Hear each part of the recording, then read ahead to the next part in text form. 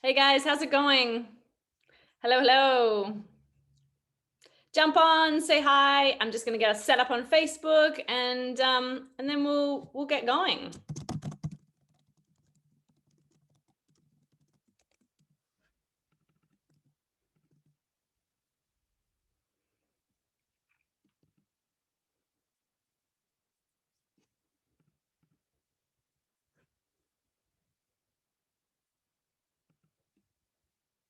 Hello, hello. If you're just jumping on now, say hi, chill out, get yourself a cup of tea, and get ready.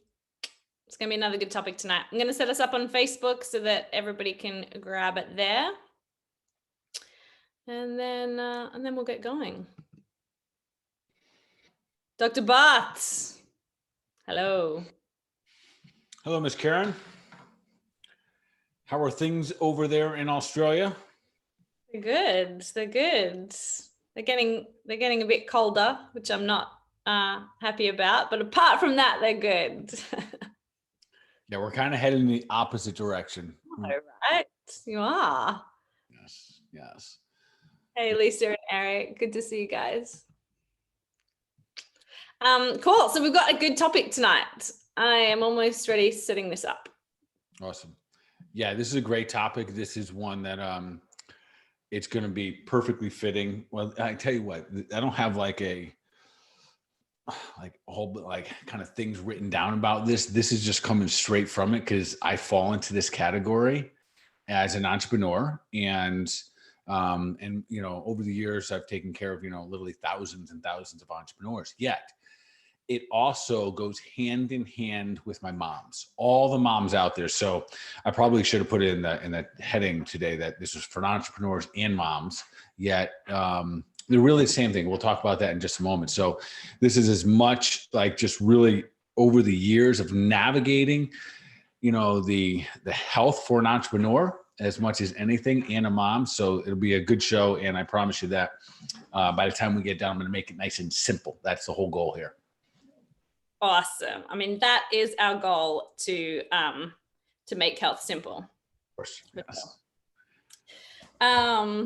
Awesome. Okay, so we're live. Shall we get started? Yeah, let's do it. Okay, welcome everybody to another episode of the Health Made Simple show. Before we get started, I want to intro our host, Dr. Bart Precourt, who has been a healthcare practitioner for over 20 years, practicing a range of modalities, including kinesiology, chiropractic, nutrition, supplementation, and functional testing, all out of his studio, Balance Health Studio in Seagrove Beach, Florida, as well as virtually all over the world. He's also the founder of the Health Edge program, which is a cutting edge health program for entrepreneurs and executives wanting to take their health to the next level. So works with celebrities and athletes all around the world. And so we are excited to hear about how entrepreneurs and moms, how that even, let's start with how that even mixes. How are they the same in the same category here? But how do we improve our health when we are in these categories? So it's a real interesting question. And this is something that just like over the years of practicing, I would see so many entrepreneurs and so many moms, and the issues with health, the issues, not the same symptoms, but the issues with getting healthy and staying healthy really were the same kind, really the same issues that they're having, the same challenges of, kind of creating time and what to eat and all these different things. So Karen, and so all night tonight, if I say the word entrepreneur, I want you moms think that's your category. And if I say moms, I want entrepreneurs to think this is me as well. So it's really going to boil down to this. So the way we're going to kind of break this down is that this triune of life that we have, which is really made up of our health, our wealth, and our relationships. And this is where the overlap plays so much for the entrepreneur and the mom. So we have these three things, and there's more, of course, but most things in this triune of life, this movement for us to become the best versions of ourselves, fall into those three categories of health, wealth, and relationships. And I think it's, for our listeners, I think, and welcome everyone, and thank you for joining us again. So of course here live on Zoom, but also on Facebook. So again, if you have questions, feel free to put them in the chat or send them on your Facebook chat. They'll get them to us, and Karen and I will answer them tonight. So those three things, health, wealth, and relationships, in order for us to just be, the best versions of ourselves, we got to tend to all of them. And I think everyone would understand that to some degree, you want to, do something so you can exchange in this world, which is our wealth. And there's nothing wrong with having a lot of it. But if you have it, at least you have an ability to exchange and move forward with your life. And same thing with our relationships. Like, if you're going to have one, let's have really, really awesome relationships. But they too take time, and they need energy, and they need, mending and tending to. And then, of course, our health. So here's the overlap between the mom and the entrepreneur. That for both of them, of those three things, both of them, their health is in dead last. They come third. The other two vary a little bit. So the entrepreneur, no doubt about it, wealth is their primary function. That is their primary focus, their businesses. And listen, some of my moms fall into both categories here. They're entrepreneurial moms. And so that's like double pay attention to because I'm going to create strategies so you can stop thinking about everything being so overwhelming. Like, where do I start? That's what this show is about. I'm just going to, we're going to narrow it down so we can make sure that we're taking steps in the right direction so you become the best version of yourself, so you can literally level yourself up and move toward the, like a really harmonistic, approach toward this triune of life. So the entrepreneur, it is, wealth. And then if they're lucky, it's relationships, but no doubt about it, it's their health is dead last. No doubt about it. Most entrepreneurs, and listen, you and I have worked in the health field for a long time. So we're fortunate to work with a lot of healthy entrepreneurs. But at the same time, we see the challenges of being an entrepreneur, that it can often suck the health right out of you. And so that's what we're going to do here tonight. But the entrepreneur, generally, the conversation goes something like this. How's your health? Pretty good. And as you know how I feel about pretty good. Pretty good is awful. Like, it's not good. It's not living robustly. It's not, living with energy and vitality and going for it. It is like getting by. And that sets up what we'll discuss tonight, a lot of other poor decision making, because we're just getting by. It's just, we're not dead. So we just keep plowing forward. And the reality is that everyone here that's listening, if you're a business owner, entrepreneur, you maybe don't even own a business, but you're a businessman or woman and you're just pushing all the time. Listen, your health comes last. If that wasn't the case, our country wouldn't be in so much trouble as it is right now with this whole COVID thing. If health was first, we literally wouldn't have a pandemic in the world. But because other things come first, we end up in these challenges. So let's switch over to the mom for a second. So the mom, they put relationships first. Really, I should say children first. Yeah. Not husbands, it's children's first. And instead of saying wealth, like their wealth comes from a solid home front. So that's what that is. So it goes children, the home, then their health. And that's their, listen, I don't have any scientific data other than my 20 plus years of practicing. And it has become a spot, especially in this last decade for me, that, and especially for both groups, that the intention of both is pure. It's 100% heartfelt, that both of them are just trying to do their utter best that they can to provide for others. So the business owner, the entrepreneur is out there just doing their absolute best that they can for their family. And the mom is just doing their absolute best that they can for the children. And I don't want to ever imply that we shouldn't be doing that. That's not what tonight's about. It's actually the opposite. It's instead of dropping this, our focus on, the wealth or the relationships, it's leveling up the others. So that somehow tonight, Karen, that's what I want to talk about. Hopefully somehow it comes out in an organized fashion that people can walk away tonight. And this is for me too. Like, the reason this topic, it's a little close to my heart, because I think about it too. I have one of those brains, and I think you're probably similar. Like, man, I'm always going. If I got one thing going good, I'll pick it up and start another thing, and I'll get another thing, and I'll get another thing. In these last couple of years, my health has become an equal, if not a greater priority to the others. And what's been really interesting is, as I have put that emphasis, especially this last year, my health radar and my emphasis on my health has been, it's been good for probably about a decade, and maybe about the last 12 years. Before, I was just working off of luck. I had good health. I had good, it was pretty good. Nothing was broken yet. But then things started to break down. Yeah. And then so I started to put emphasis on it. And this last year, I've put a massive emphasis on it. And I see the influence that getting healthy has had on the rest of my life. And that is another message I want to share tonight, that all of those reasons you think you can't put your health first, when we do put our health first, truth is, when it comes to our wealth, we get wealthier because we become more productive.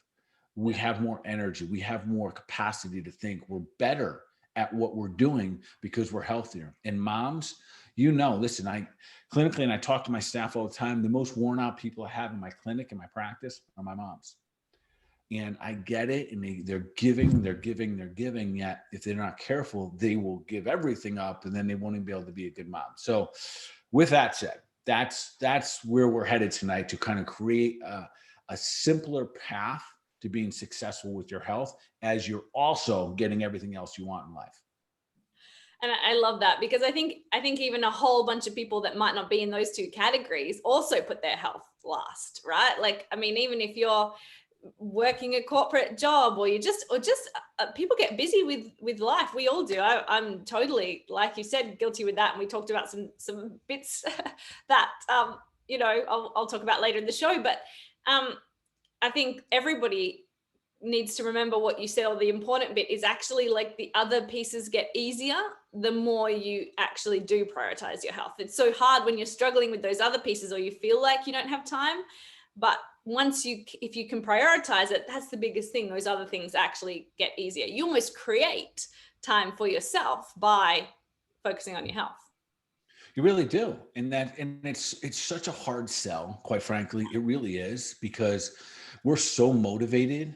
I hate saying it, but we're so motivated by pain.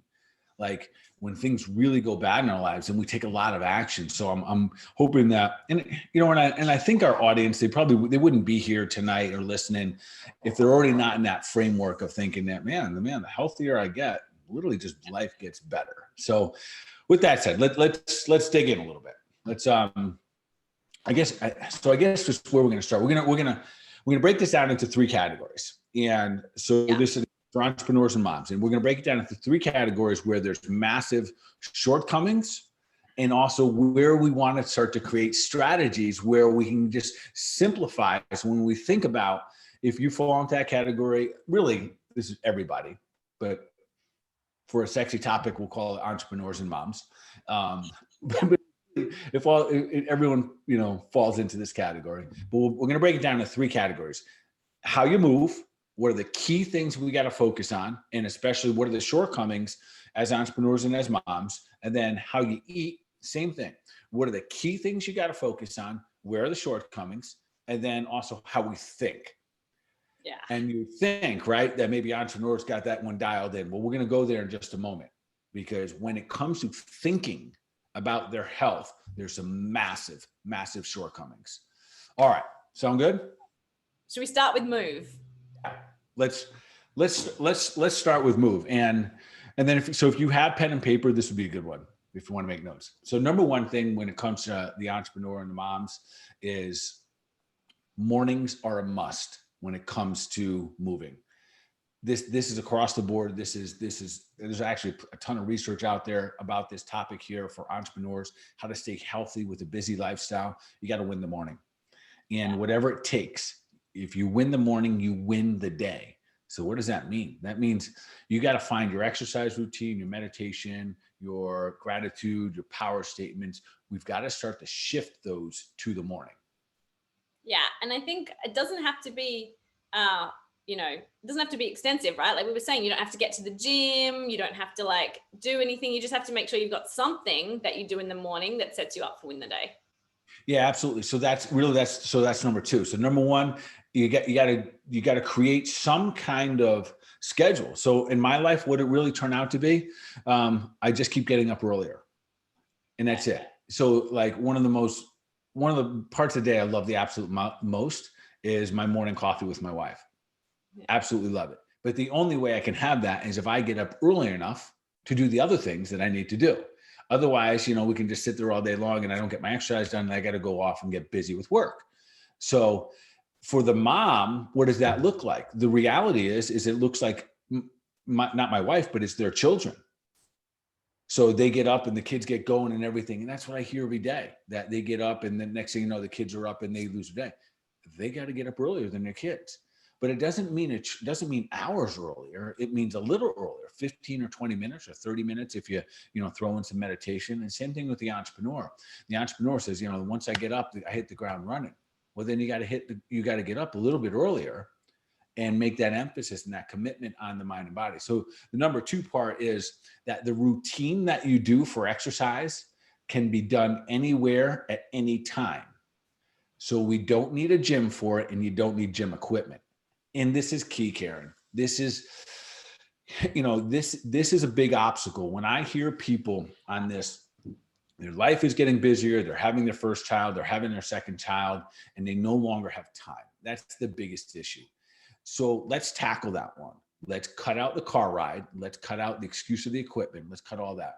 There is so many amazing, incredible type of routines you can do now just off your phone, like virtual. And listen, I'm not even suggesting, if you have Peloton, awesome, but be better than that. Because what if you travel? What if you're at your cousin's house? You're at a hotel, whatever it may be. But develop a routine or follow someone online that you can do something where 15 or 20 minutes in the morning. And if you do that, you go outside, you go on your pool deck, you go in your living room somewhere, but you can do your workout anytime, anywhere. If you don't have a routine that you can do anytime, anywhere, inevitably, it's going to get pushed for your wealth or for your relationships. It's coming if it hasn't come already. Yeah. And I think people often don't realize that will still make a difference. Like I often hear, if I can't, if it's only 10 minutes, it's not worth doing. I've got to go and do this like hour hard slog out, or it's not worth it. That kind of all or nothing mentality. Yeah. And that's a big shortcut. And we'll get that into the thinking in just a moment here, because that's often how we think. So, but there's subtleties. So, and I think a lot of our listeners here tonight know that one of the strategies I love having people do is do push-ups every day. Yeah.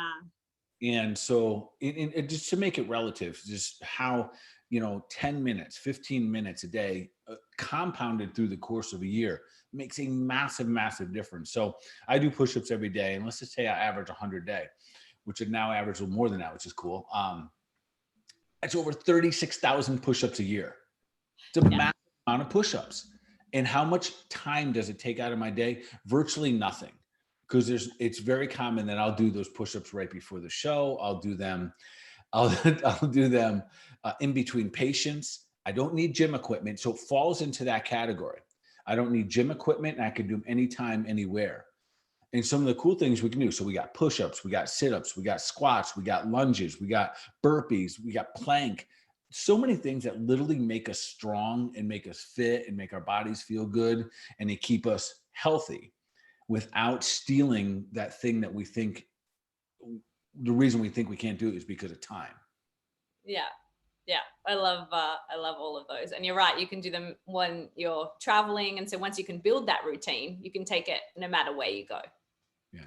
And if we bring that routine into the morning, so if we're moving in the morning and we have a routine anytime, any place, awesome. Yet the biggest thing when it comes to movement is the next one. And this is the biggest piece of kryptonite. So I want to talk about the shortcomings, but also the strategies. And this is the biggest one. So moms, pay attention here. Entrepreneurs, pay attention. The biggest piece of kryptonite out there for your health is poor sleep. Yeah. Waking up early. So waking up as early is awesome. And the challenge is that we go to bed too late. It's always when we go to bed. It's never really about the morning. We know when the morning's coming. And, but here's the challenge with it.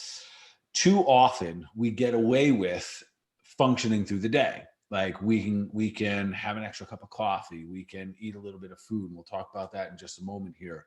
But we are robbing our vitality every time we're not sleeping good. And I know this because for a couple decades, I would say from like really my mid 20s, so about two and a half decades, if I slept 5 or 6 hours a night, I'd be like, yeah, that's awesome. That's all I need. And it was almost like a badge of honor. Like, I don't need that. And I'm still, look at my business. And that was the focus, being like, hey, look, it's working. But little bit by little bit, sleep is when we recover. Sleep is when you heal the body. Sleep is when you recover, rejuvenate. And for women, that's when you have the ability to get into parasympathetic activity. That's when you get pregnant. All of that kind of stuff takes place when we have good sleeping, patterns. So one of the biggest health issues that entrepreneurs face, and I don't know if this stat falls so much for the moms, but it's heart attacks, Karen. Oh, yes. And I want That's crazy. it is crazy, and it's unfortunate. And Yeah. I want to tie the connection between heart attacks and poor sleep for a moment, because it's way more significant than people think. So I want to walk through that, so we put a little more emphasis on it. And what is good sleep? 7 hours, probably closer to 8 for everybody. I find my females that are still, they're still going through a lot of hormone stuff, need every bit of 8 hours. And here's the thing. Yeah. And it is not what can you get by with. And that's the challenge when it comes to sleep. It is what amount of sleep makes you the best version of you. That's the question that's not getting answered. For me, hands down, when I get 8 hours, absolute beast. Can I get by on like 6.5, 7 hours? Yes, I can, but not like beast mode. And that, to me, that's my best version when I'm doing that. So let me go back just a moment here and just kind of talk about how does poor sleep lead to heart attacks? And I would say that for probably 90 to 95% of all the people that have had heart attacks, the root cause is that they were poor sleepers to begin with. And let me walk through how that happens. So you've heard me on the show talk all the time about, I always say that two most important things for human: got to sleep, got to poop. We got to sleep because we heal when we sleep. And the way that it works is that when you lie down to bed and we sleep, then your body goes, oh, all right, everyone wake up. Let's go heal the body. Let's see what we did today, and let's get her fixed so we can get up and do it again tomorrow. And the challenge here is this, and just kind of play along with my analogies here, is that if you only sleep in 5 hours and you got everyone up like, hey, go fix this train wreck. This person worked out yesterday. They drank coffee all day long. They had stressful meetings. They ran after 5 kids. They ran back and forth in their car, all of this. And you're only giving the body 5 hours to fix all that junk. So what happens with the heart, and let's just say blood pressure for a moment. So how do we fundamentally heal? We heal with nutrients. So heart attacks are always a nutritional deficiency, always. Even if there are congenital issues, there are genetic things there, all of them. So remember, your heart's working one day, even if it's genetic, and then one day it's not, which means somewhere there became a deficiency and the heart couldn't handle it. So what happens here is that as you're pushing the body, your body needs nutrients to heal at night.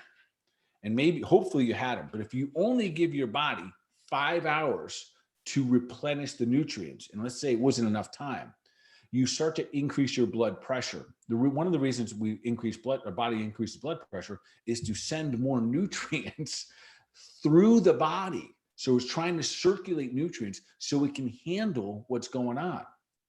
So if we have crazy busy days and we're barely sleeping at night and not getting good nutrition, we're setting up a cascade for whatever's working the most will break down the fastest. And what works the most? The heart.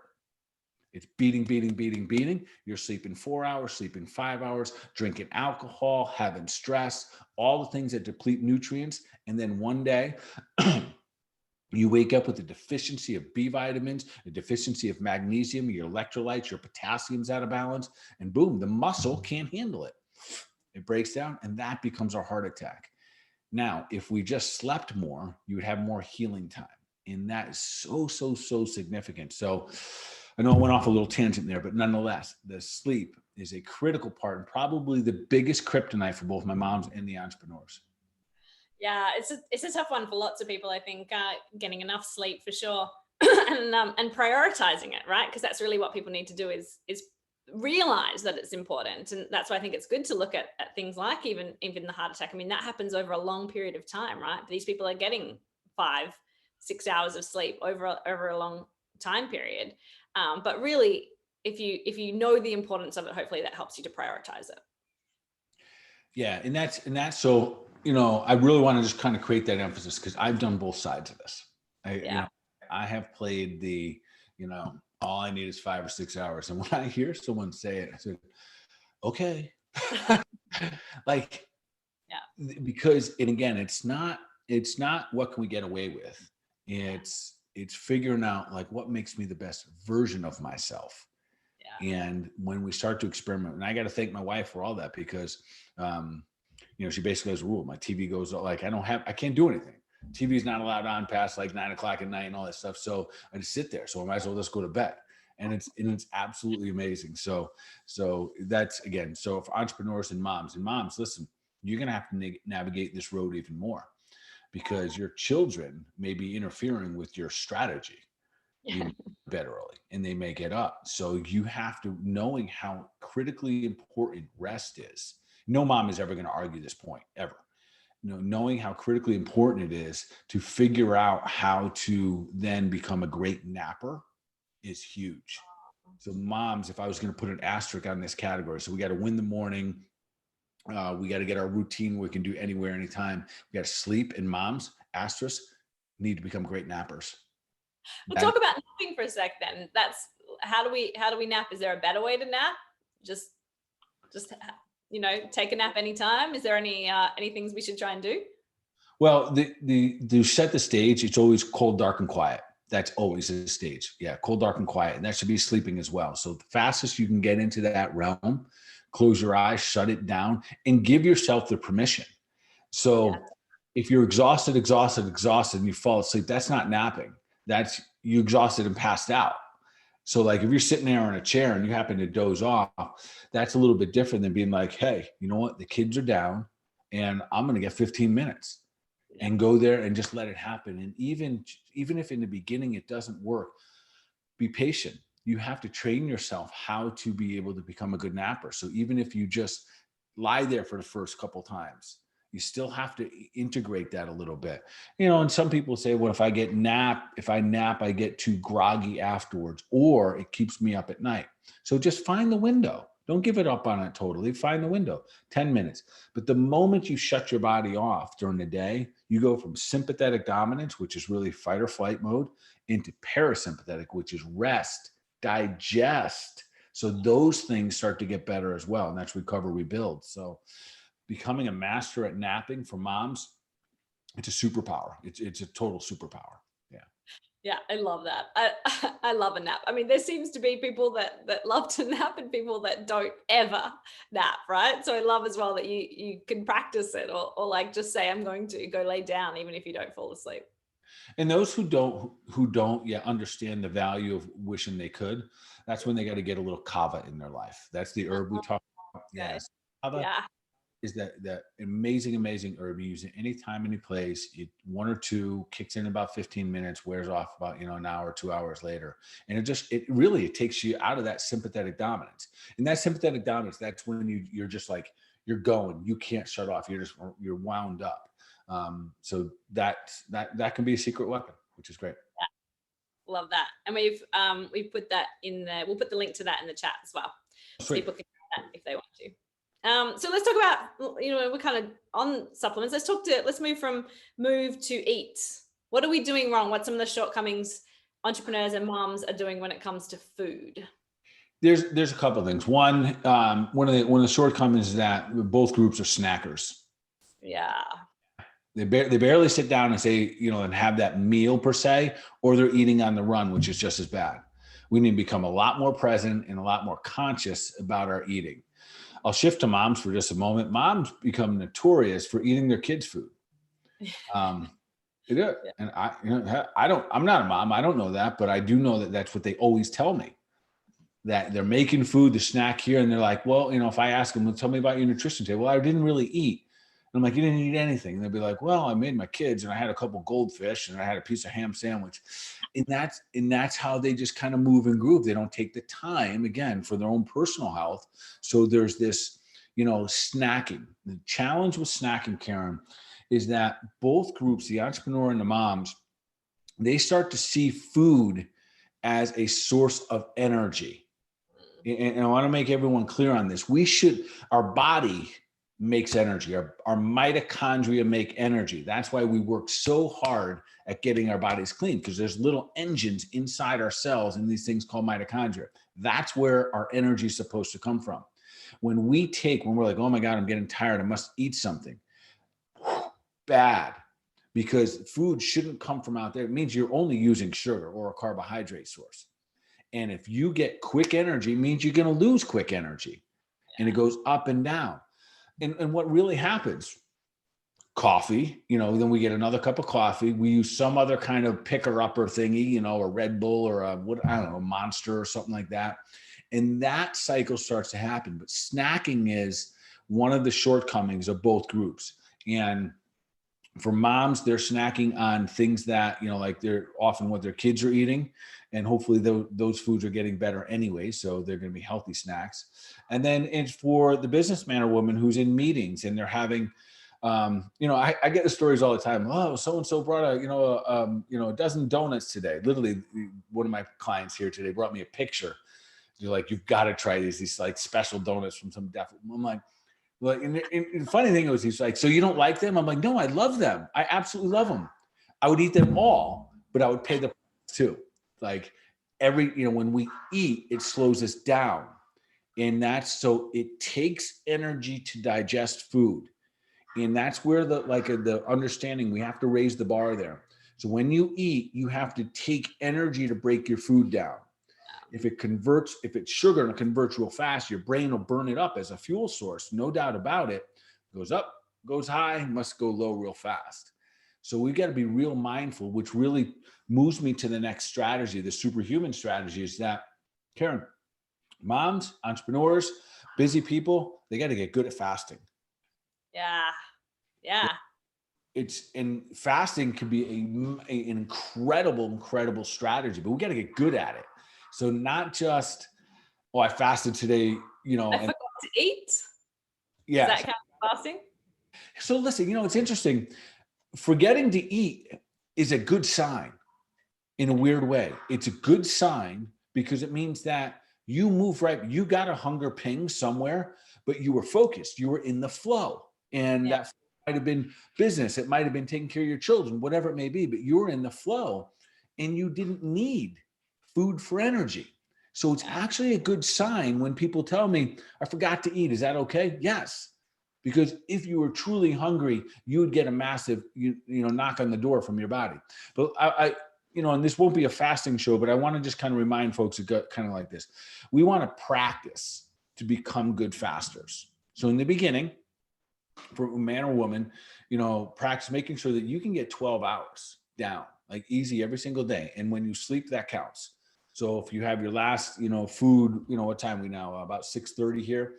If you have your last meal right now, 6:30 tomorrow morning, that's 12 hours. Awesome. And, in between that time, you can have water and tea and stuff like that. But once we get to 12 hours good, then we want to get really good at being able to go 14 hours every day and practice that for a couple of weeks at a time, at least 2 weeks. We want to become adaptive at this. Just plunging back and forth, and some days it being really hard and some days not that hard, that's not really healthy. It's no different than sports. We want to get our bodies fit enough and really help them become fat adaptive. Because, Karen, when we're not eating and we're not taking in carbs and food, you may need energy. And that's when we want your body to learn how to burn fat for fuel and develop and create something called ketones. And that'll light your brain on fire just as well as sugar will. And it'll get your body. That's when the little mitochondria, they get excited. Like, hey, we got ketones. We got another fuel source. And it can literally start to create more energy. So we go 12 hours for a couple of weeks, 14 hours for a couple of weeks.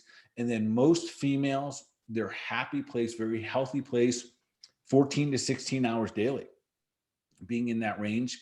And then males can usually extend that a little bit, 16 to 18 hours on a daily basis to be able to get into that mode and get in 16 hours and still have great brain function, et cetera. We'll talk about brain in just a moment here, but making sure that everything still works good here. So that's the general idea there. And then of course, females, if you're cycling, the week of the period or the week coming before it, when you notice your body's going through some changes, you get some PMS symptoms, whatever it may be, you don't fast then.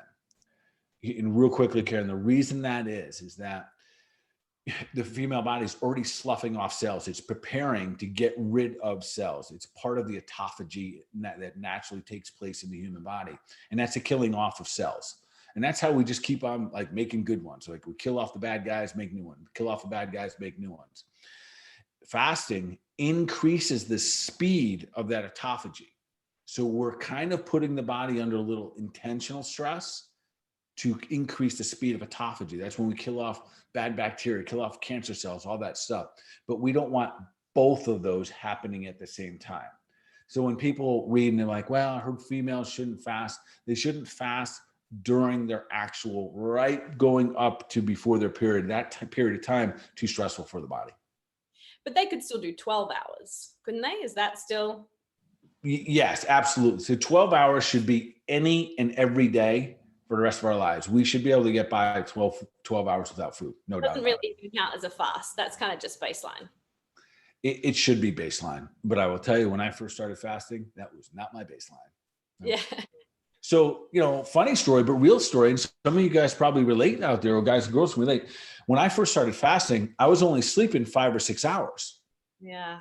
So I was going to bed late. I was eating before bed, whatever it may be, good, bad, or indifferent, didn't matter. But I would eat at 11 o'clock, 12 o'clock at night, getting up at 5 a.m. So just doing a 12-hour fast. Yeah. Midnight, or having a snack then, that was 12 the next day. An 18-hour fast mean I have to go to like 6 o'clock.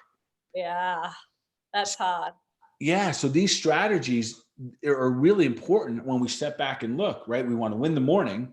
So we got to get up, we got to be rested. So we got to go to bed early so we can become good fasters, so we can pick good foods, so we don't snack all day. So what about, is snacking ever good? Is there any good situations where snacking's a good thing? I don't know that I'm going to say that all snacking is bad. It is the type of snacks that make a difference. If you're eating, protein and fat snacks, good. The challenge, it's not, I don't want to call them good or bad, Karen, rather is how and why. If we're using it for energy, and I can't say this enough, I know that we think that we're supposed to eat when we're hungry. eat when we're tired. But that fundamentally doesn't work that way. It's almost like, is your car tired and you put more gas in it? Like it doesn't work that way. Like your car has gas and then you got to go run it. So our bodies have fuel, and when they're getting low, we put more fuel in, and then our body gets to use it as need be. So if you've eaten in the last 18 to 24 hours, you have fuel in your body. And we want to just kind of keep it going. So the type of snacks become more important in the strategies. And that's where really like having a couple nuts here and there. A couple, eh? Yeah. Difficult. I mean, everybody, I think most of us know the serving size, but it's like 6 almonds or something as a serving size, right? Difficult.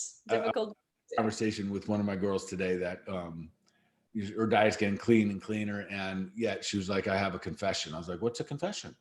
I'm like, I'm not, I'm not like, you don't have to confess to me. Like, this isn't like, she says, yes, I've been eating a lot of nuts. And I'm like, interesting. She knows, she's heard me talk about a serving of almonds is 6 almonds. Oh yeah. And I hear you. I know, but that's one of our challenges with the nuts. That's why, I always pull them out of my cleanses, because it's a superfood, no doubt. It's a very low metabolizing food. Yeah. And that's why if we eat 6 now and then another 6 next hour, or like 6 every 10 seconds, right? Then they get into our body and they create a lot of AMA. That means we slow things down. So just for everyone, listen, I think nuts are superfood. It's a good fat and a good protein, especially almonds, cashews, fantastic. Yeah. How much we eat of them it can be a little challenging. 100%. So that's definitely challenging for me to keep to that serving size for sure. So we're talking about food for energy. What about coffee? Because that's something obviously these two groups potentially use a lot of. Yes, no doubt about it. So, and again, really coffee, I'm not going to put in the category it's good or bad. It's really how we use it. So no doubt it always falls into the category. Number one, has to be organic, right? We do not want non-organic coffee. Stop going to Starbucks. The chemicals, the heated up chemicals, was just blah. Just stop doing that. So literally, we want organic coffee because, especially when we add heat to something, Karen, we're inviting it into our cells even faster. So we don't want to invite those chemicals in there. So organic coffee in the morning, fine. Using it for energy through the course of the day, we get ourselves in a little trouble. And you're right. These two groups, very common in their lives to kind of get through the course of the day. But this is also why over the years, I've literally, I've seen so many adrenal cases, and I still see them every day. It's really because everything we're talking about, it's because we burn it out. And then the fight or flight system eventually can't keep up. And remember, the adrenals regulate blood pressure, they regulate blood sugar levels. And when they can't keep up, all of a sudden we see those adrenals get tired. That's when the blood pressure can go through the roof and the body becomes very vulnerable. So, and then once that could happen, that's when, the fatigue kicks in, like full body fatigue. Now you're thinking, man, I need more rest, and your rest doesn't even do it anymore. In adrenal scenarios, if you're out there and you're sleeping 8 hours and you're waking up tired, most likely you have got to the point where you kind of fatigued your adrenal glands. And again, that's something you can heal up, but you got to pay, there's a very specific strategy for that. Yeah. So really it's, as you said, it's the amount and the type of thing you're using it for. I mean, I think a lot of us, I know I was saying before, I mean, I use coffee for energy, and it gets out of hand. I end up needing more and more coffee because as I build a tolerance to it, I've recently cut coffee, and I haven't had it for, I don't know, a couple of months or something now, because I actually, it starts to almost make me tired. Like I need it to feel energized. And once I get to that point, I'm like, well, this is not serving me anymore. It's got to go. Karen, you just, there's a little side topic here, but when you get to the point where your coffee almost makes you tired, like minutes later, you are tapping on the doors of your adrenal glands. Take that back. You're no longer tapping. You are full out bombarding it with like a big bongo gong, and you are trying to like wake them up. That means so much fight or flight is taking place that they haven't had time to unwind. And then all of a sudden you just plug them in again, and then they exhaust faster and faster. And that's very common. That's what you'll see. You'll see a person say, well, I used to just have that one cup at 2:00. Yeah. Then it was at 1:30. Then it was 1. Then it was 1 at 1 and 3. Then it was 1 at 1, 2, 3, and 4. And yeah. So real quickly here, when it comes to the eating, there's really three categories here. One, we got to watch the snacking. We got to become really good at fasting. We want to become, not really a slave to food. So that's really what I mean in terms of the energy. And then the last thing is we want to start thinking about, what can I eat? What can I consume to make my brain better? My brain, literally. And this is part of the strategies for entrepreneurs and for moms, especially when we want to be that superhuman. So we got to start thinking a little bit differently, because really what we're trying to achieve is having full-on brain power for, multiple hours through the course of the day. So with that being said, the first thing we want to do, we got to get our brains uninflamed, which means gluten has to go, processed food has to go, sugar has to go. So this is a roundabout way for me, given the same instructions that I would give for, big superhuman diet anyways. But this is when we start thinking about, how do I have better brain function? We have to consider reducing the inflammation in our brain. So that is it. Gluten got to go. If you're still doing lots of dairy, that's got to go as well. I just find less and less people are doing like true cow's milk. They do a little bit in cheese, which can be fine as long as it's grass fed. And really focusing on the things that getting rid of the processed foods. And again, the sugar, when it comes to the brain, yes, our brain. So no doubt about it. Because I get people to say, Doc, I read that, the brain thrives on sugar. It absolutely does. It thrives on sugar, and it creates the inflammation. So the brain loves sugar, it lights up, but then it also deflates. It creates inflammation. You can't get nutrients. You can't get minerals back up into the brain. And then we start things like brain fog. We start hormonal imbalances, neurotransmitter imbalances, and the cascade goes on. So anything that we can do to increase brain function needs to be in our strategy when it comes to eating. Yeah, 100%. And what about, are there some supplements that are great for the brain as well that we can add in? Yeah, there's three. There's really three primary ones that are the best. One's not, two are herbs and one's kind of more of a food almost, called ribonucleic acid. It brings up my old school favorite, sardines. Sardines, by the way, are like everything we're talking about right now, like learning how to, like having a good snack. So here, perfect snack, sardine.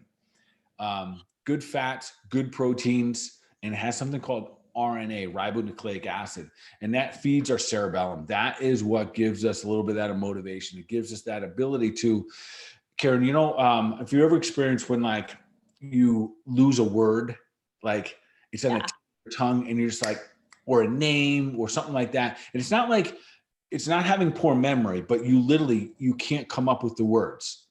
That right there is a lack of RNA, ribonucleic acid. So if that's you, and that happens a lot with my people that are just burning it up. They're just going and going and going. So real easy supplement. What's so cool about that, I'll do I call it a heavy dose. I just put someone on it today.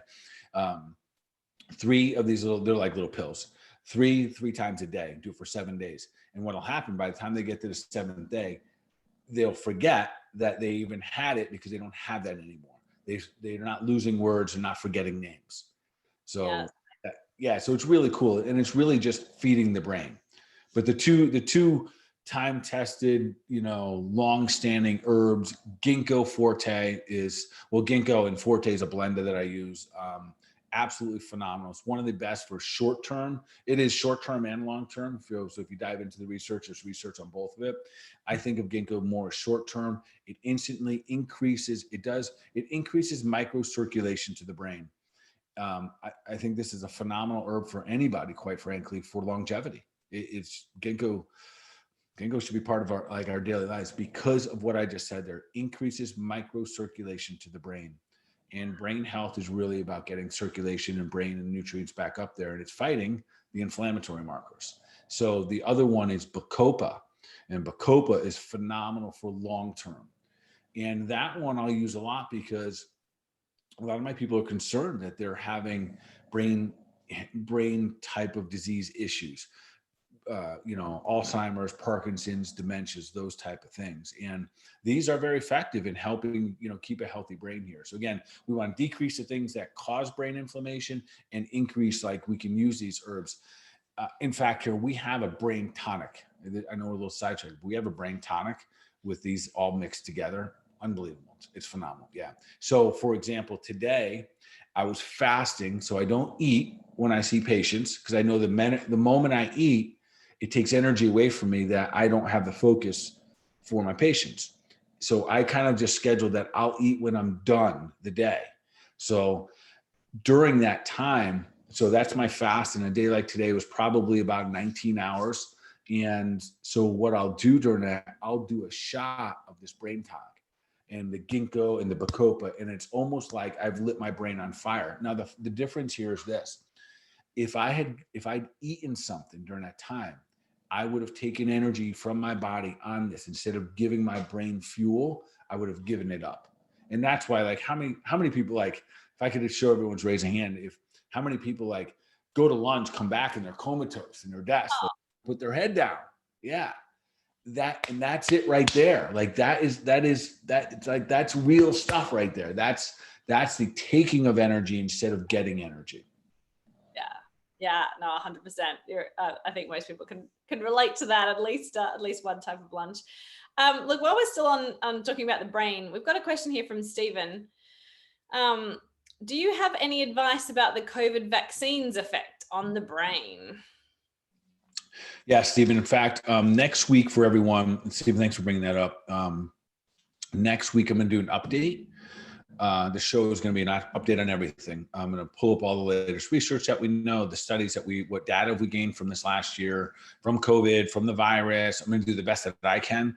And we'll talk a little about the vaccine itself, but specifically, Stephen, what's taking place with the vaccine, it is to some degree creating a cytokine storm. And I'll get into what that actually means next week, the cytokines, but it's an inflammatory state. we are provoking a state of inflammation with the vaccine. And that's where people are getting all the symptoms. So, I had one today and she almost had like a little emergency visit. She's been dizzy for 3 days, all these things going on because that vaccine, that mRNA vaccine, is creating a spike in a protein that creates, I guess the simplest way for you to understand it, it's mimicking what's happening, but totally different than the way the vaccines in the past have done it. So it's creating an inflammatory response, and there's a ton of chemicals in it. Listen, again, I'm not anti-vax, but we have to know what cards we're playing with. When you put that many chemicals into your body and create inflammation at the same time, we can get a lot of brain fog. So in the event someone has that, what do? Ginkgo would be good here because of the increase of microcirculation. Anything that we're putting into our body that creates inflammation, we've got to stop right away. The gluten's got to go, the dairy's got to go, the breads, all of that stuff has got to go so we can downregulate the inflammatory markers. And that person, and I'll talk about this next week, but in case I'm going to say this because of the timing here. If that person, Stephen, that's you or anyone else, got the vaccine and they're having brain fog and they're inflamed still, it's my suggestion they push that second dose down the road if they haven't gotten that one yet, because they're still in an inflamed state, and the second one is going to cause more inflammation.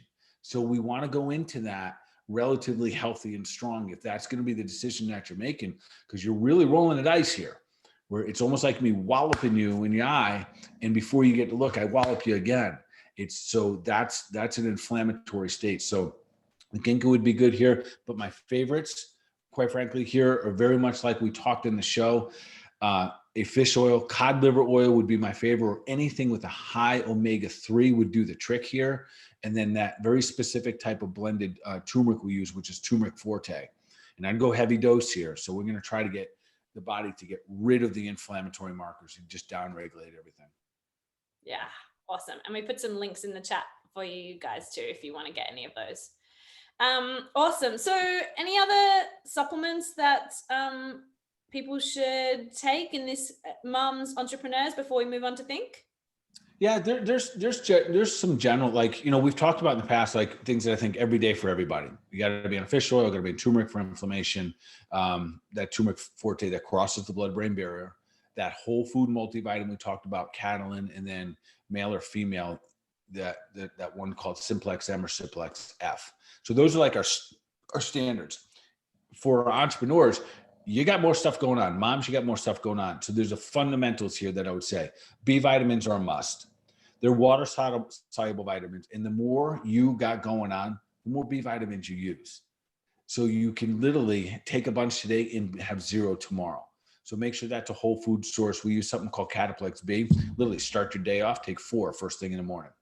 So we got to get those B vitamins. So when we're going through the day, we have those B vitamins available for us. So that's number one. Magnesium is another must. When we're in fight or flight, we're in sympathetic, dominance. We're going, phones to computers to picking up kids to sugar, alcohol, stress. Magnesium and B vitamins are getting depleted out of your body at twice the rate. And that's why those two, for that busy individual, these are not options. These are musts. Otherwise, there's going to be deficiencies, and then we lean in the wrong direction even more so. So I love those. And then herbs. So there's difference. Vitamins and minerals. Magnesium's a mineral. B vitamins are vitamins. Herbs, they help us create more action in the body. Those are feeding the body. There's herbs that we'd like to use here. The best stamina herbs out there, something called rhodiola and ginseng. And there's a really good blend we use there called rhodiola ginseng. So those are the best for stamina and vitality and keeping things going, so your body doesn't break down and put all the stress in those adrenal glands. And then I'd probably suggest something like ashwagandha, because I feel like that just does good for everything, and especially balancing hormones, keeping us kind of calmer so we don't move toward anxiousness or even depression for that matter. And again, ashwagandha is good for the thyroid, good for the adrenal glands. So it's just a great herb. If you know that you're that person we're talking about, you're going, those would be great additions to your protocols. Yeah, love those. And we've put all the links in again for you guys if you want to grab those. Okay, so let's move on to think. What are we talking about when we talk about think? We've done move, we've done eat. What about think? Yeah. So, and I'll roll through these pretty quick, but this is the area that probably really needs some attention. Like we got to like man up and woman up and be like, okay, maybe I have to have a little bit of a different strategy upstairs here. Number one is that entrepreneurs and moms do not have patience when it comes to their No. right? They don't. So, and where's the evidence of that? The evidence is real clear, is that we look for shortcuts. And what does a shortcut really look like? And a shortcut looks like this. You're not eating good, you're not moving good. Eventually, you're 42 years old, whatever. You go to the doctors and they say, hey, you got high blood pressure. And in that moment, is high blood pressure 100% or 99.9% fixable? Of course it is, right? If we can cause it, we can fix it. But the challenge is that they're not willing to put that work in. They're impatient, so they just go on a medication. And that is how impatience looks. Or someone says, they're coming to me, they're broken down, the adrenals are tanked, they got starting to get sinus infection, they're starting to get sicker because their bodies are getting weaker. And they say, what do you got to do? So you got to slow down. You got to you got to nap for 2 days. You got to rest. I don't have time for that. That impatience. It'll catch you. It does always catch you. You don't get by. And you listen, the challenge is someone would be like, oh, I worked right through that one. Well, yeah, that one's coming back. So having a relationship with our body and knowing that when we're impatient, you're really being impatient with the gift that God gave you. And we forget that sometimes. We get mad at our body when it has a fever. We get mad at our body when a joint hurts because we're overusing our body. We do, yes. And in that relationship, how we think about this body, that very fundamental relationship, how we're thinking about it, it's not our enemy. It never lies to us. And we often treat it like it is our enemy. Like, no, you can't have high blood pressure. Take this and go away. You can't have high cholesterol. Take this and go away. I'm not listening to you. I'm not nervous. I'm going to take this drug and make it so I don't have any nervous feelings. I'm not depressed. I'm going to take this drug and not feel that anymore. And that's what I mean. That relationship, as busy people, that's what needs to start to change right there. So that's number one, is the patience.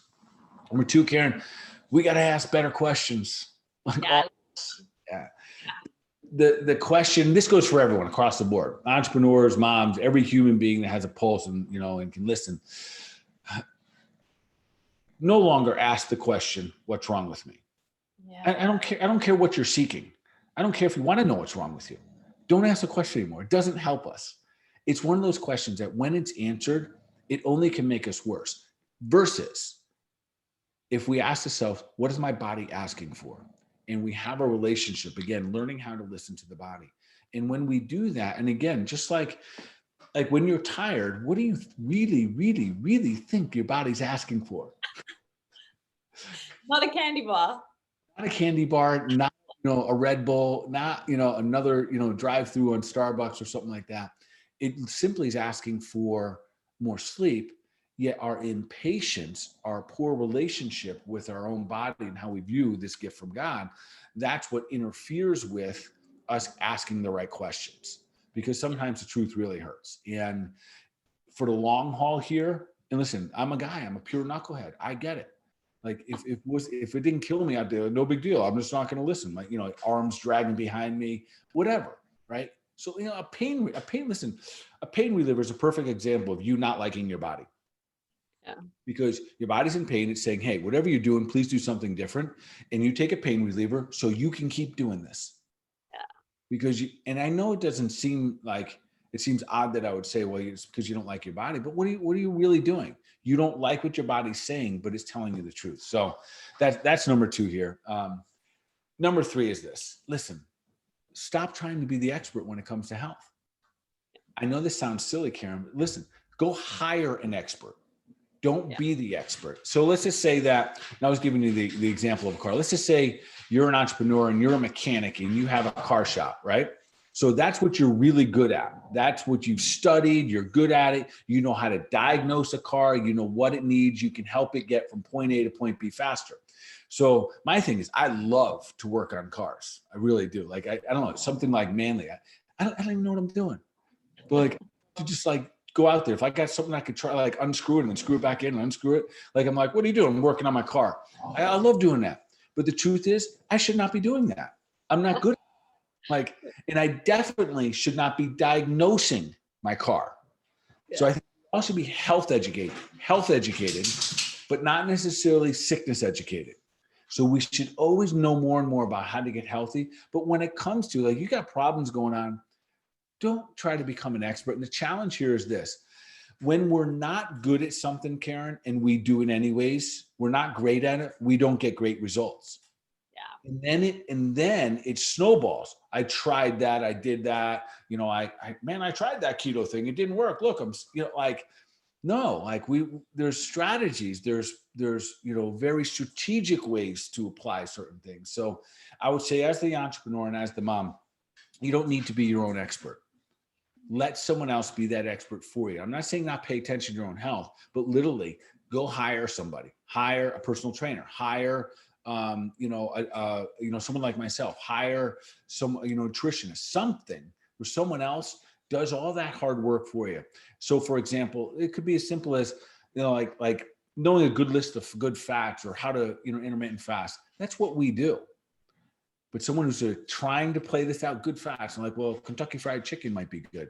And that's where we make some mistakes, where we try to be an expert in categories that we're really not, as entrepreneurs and as moms. And it ends up making it so whatever we're doing really doesn't turn out that good. Yeah, because Dr. Google is confusing too. There's a lot of conflicting information out there. It's really hard to do it on your own sometimes, for sure. Yeah, I think it's safe to say right now, probably on Google, that you could find an opposing view to anything. Yeah, Yeah. And again, there's a big difference between articles and science, but most of us read articles because science is very difficult to read and very boring. Yeah, 100%. Okay, awesome. And then, so, I mean, talking about practitioners, if people did want to work with you, you work with people virtually all across the country? Yes, absolutely. So just like you and I are doing right now, Karen, we set up Zooms. I'll be doing these tomorrow. I'll be doing these on Thursday. So real simple, real easy. And that includes, like, if we have to run labs, anything that we need to do, we can do virtually. We can send you requisitions. We can send you labs. So yes, the answer is yes to that. And it's, and I've actually enjoyed that part. That's been, you know, this last year plus, and it's been a really nice way to, I feel like, the connection with the clients that I'm working with, it's really come to a whole nother level. Something about the person sitting in their comfort of their home and us having a conversation like this. I think it's one of the good things that I think has come out of COVID. Yeah. And you can, I mean, people don't have to come to you, right? You can work with people on the other side of the country. So just gives us more access to be able to help more people, which is awesome. All right. Well, we're out of time. So let's move into the last question, which is, what is one action our listeners can take today to move them towards their goal of becoming superhuman? I'm going to keep it real simple. It is going to be raise your standards. Yeah. Love that one. I say standards, so the standards need to be raised, back to our original conversation here. So our standards with your children are here. It is like second to none. Your standards with your business are here. Raise your health standard, like bring it up to that. So you do have this beautiful triangle of life and you get to experience. So your three-legged stool isn't like, it's not tilting back and forth. You're not going to fall over. So I would say raise the standard across the board, give yourself permission to put as much into yourself as you do your family and your business. Love that. Awesome. Well, thank you so much, guys. We love that you listen in every week. Next week, same time, same place. Come join us. Sounds like we're going to do a COVID update. Yeah, so I'm gonna do, I think COVID update and just everything that wraps around it and some things that we've learned and strategies moving forward. We obviously have all this talk about other strands, and we know so much more about, whether it be death rates or spread rates and everything right now. So I'm gonna give a little update down on that, and we're gonna make sure that, for all of us, we get to move forward into like really, get our headspace right about this year, because we've got some evidence now, and really march forward in real confident, real healthy, and real, really a healthy way next year or this year. Yeah. Love it. Awesome. Great, guys. We'll see you next week. And as usual, everyone, thanks for being here. Appreciate it. Keep doing your thing. Keep sharing these out. Keep spreading the love here. And of course, we can take deliberate action for your mind, your body, your overall wellness. Y'all be awesome.